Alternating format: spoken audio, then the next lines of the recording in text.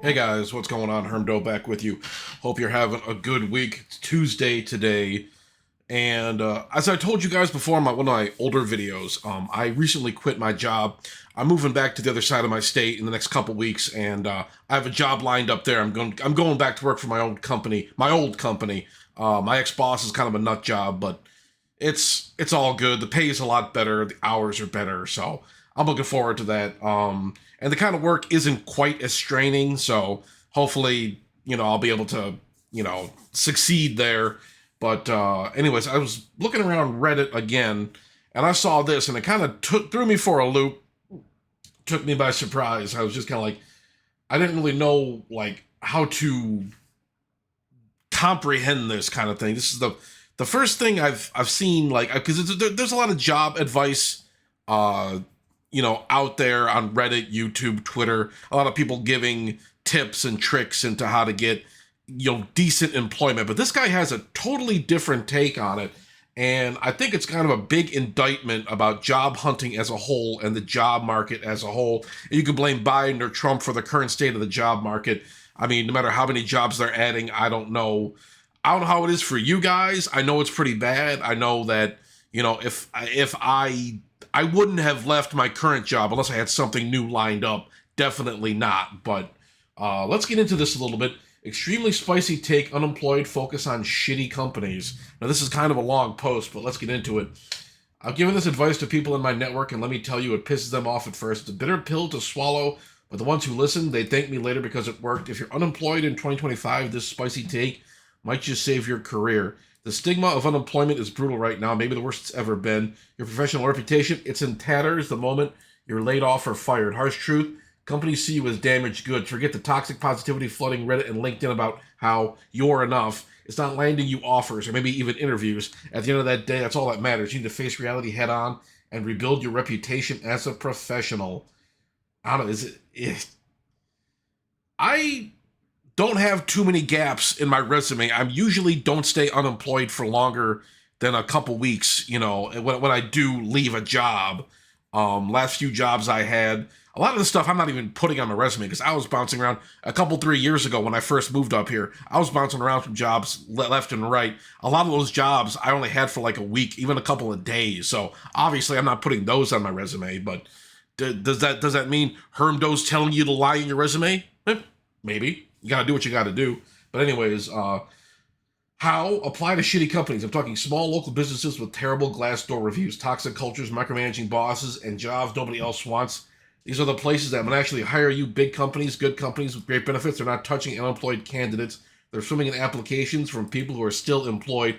Ask yourself honestly, why would they pick you? They won't. So that's kind of a brutally honest sort of take on this kind of thing as far as your like viability and marketability in the job market, like not being employed for any length of time, especially if you're applying for new jobs.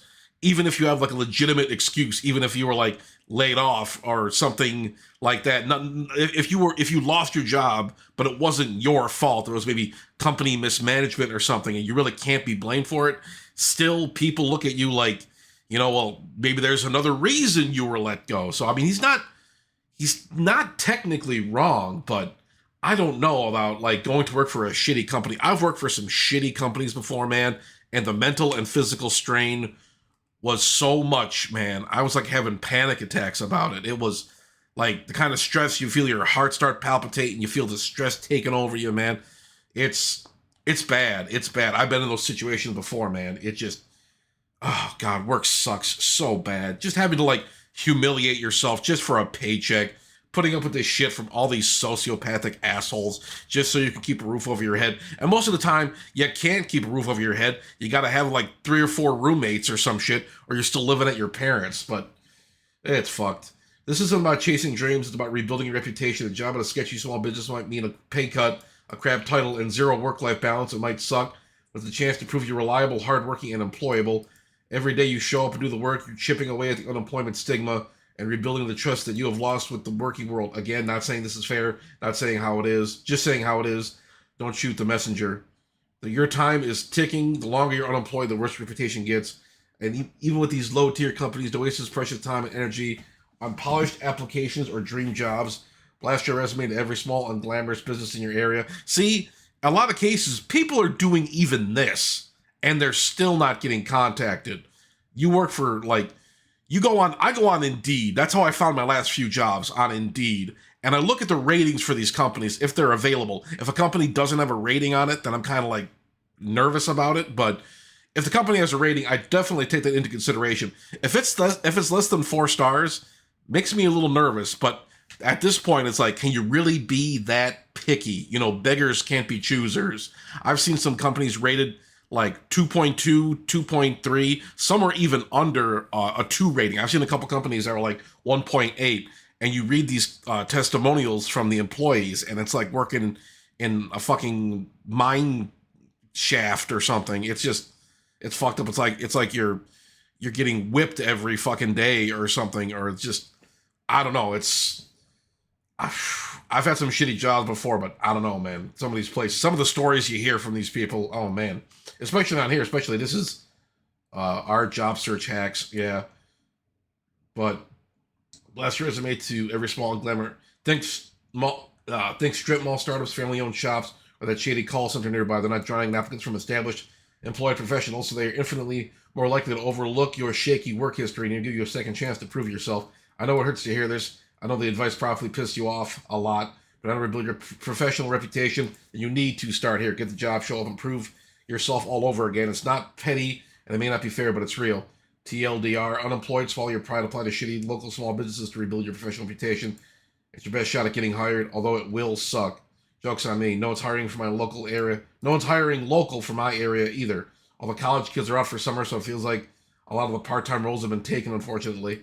Most companies have caught on to people using that suggestion, which IMO is a solid one, and are either outright rejecting applications or they're offering slave wages and shit hours. OP isn't wrong about big career gaps being a massive red flag, but you can provide proof of freelance education or something showing that you're not sitting around and waiting for a miracle. It's at least a smaller red flag. LinkedIn is really pushing the influencer craze, and won't really support your content until you hit 10K followers. It's such a hot mess right now. Yeah, I've had big gaps in my resume before. I remember I got laid off back in November 2015, which sucked because I just bought a car and I had like no way to pay it off.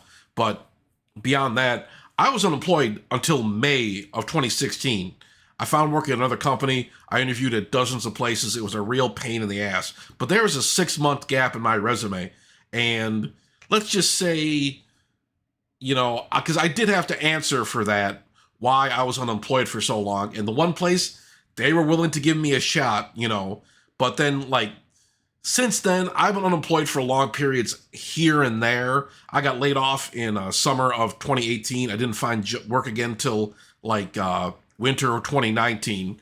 And, yeah, it was a few months, about 4 or 5 months I was unemployed. I was so desperate. But I remember, like, pretty much lying on my resume, just making up some bullshit. Figured they wouldn't be calling my ex-boss anyway.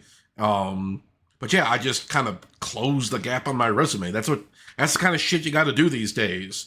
You know, I mean, it sucks. You shouldn't be doing this. Ideally, you wouldn't have to do this kind of stuff because these companies would understand if you got unemployed for an extended length of time. It's not your fault. The job market is absolute dog shit. And it happens to millions of Americans. Millions of people are out there. They've been unemployed for long periods of time. Sometimes over a year, they can't find a job. And it's not necessarily their fault. I mean, there's other advice I hear. I think I talked about this before about how you're not supposed to send out so many resumes. You're not supposed to do this. I don't know. This, as far as like, I know we're talking about like job hunting strategies and whatnot. Working at a shitty small company. I've worked for shitty small companies. Family-owned stuff. The owners were real dickheads. But you take what you can get. When I was making over 20 an hour at this one company. This is back in like 2017. And I got laid off. I wound up taking a job at Meijer a few months later. Kroger a few months later for half of that. I was making $23 an hour, and then I went to $10 an hour. So working at a job like that, is that really going to improve your resume? Like, if I want to get back in, the job I got laid off from was an engineering job, and then I went to go work at Kroger. Do you think the engineering companies look at my resume and they want to see Kroger on there? No. Am I supposed to? What's what does Kroger have to do with like engineering work and shit? I learned that the hard way. It was a fucking mess. But is it really this bad out there? Where this job, this advice is like seen as somewhat valid. Feels like AI wrote OP's post. All the dashes. This has been the most personally demoralizing new feature of the AI landscape for me. That M dashes make you look like a bot. I didn't even add that one to prove a point. That's just how I actually write. My written sentence has always been too long, and I'm finally being punished for it. Oh yeah, the M dashes. Yep. Dun dun dun. I don't know. I don't know about this kind of stuff. I mean, it's just AI. Is it all bullshit? Is anything fucking real anymore? Does any of this shit even matter? Is this even good advice? I don't even think this is very good advice, but I don't know. I mean, for a minute, I thought this was the anti-work subreddit. I'm almost like, what the hell is he posting it in there for? Those guys don't want to work at all. Maybe they got the right idea. But yeah, just let me know. Do you have shitty job hunting stories? Do you think this is good advice? Have you done something like this similar? I've done similar things like this, and it didn't really help me get higher paid work. I was kind of languishing in these jobs for months, even like maybe a year or more, where I was barely making any money, and I was staying with family or staying with friends, basically just like scraping every penny I had together. And when I showed my resume to my new interviewers, or my what have you, the companies I was interviewing at, they weren't really impressed by that kind of shit. But I guess it's better. I guess anything's better than having a long gap on your resume. I guess any job is better. It might show the employer that you can get by making less. So maybe they'll pay you less. Maybe that's an excuse. Well, you got by making $10 an hour, so we don't have to pay you that much. So I don't know. There's some drawbacks to this. It's just goofy, but I don't know about this shit, man. But I'm gonna leave it there. Thank you all for watching. Like, comment, and subscribe. Let me know your job hunting stories. If you have any advice, hey, go ahead and leave it in the comment section below.